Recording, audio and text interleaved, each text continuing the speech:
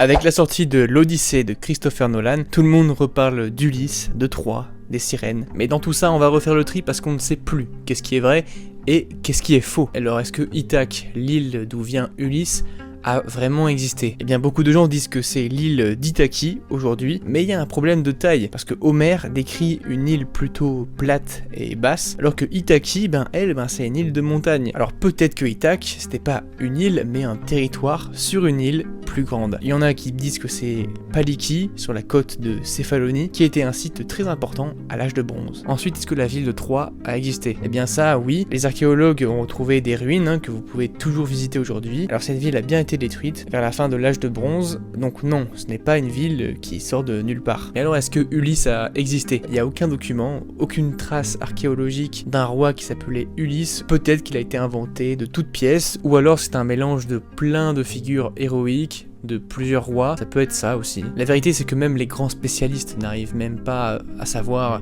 qu'est-ce qui était vrai, qu'est-ce qui était faux, mais quelque part on a un peu envie d'y croire quand même, ça fait un peu rêver.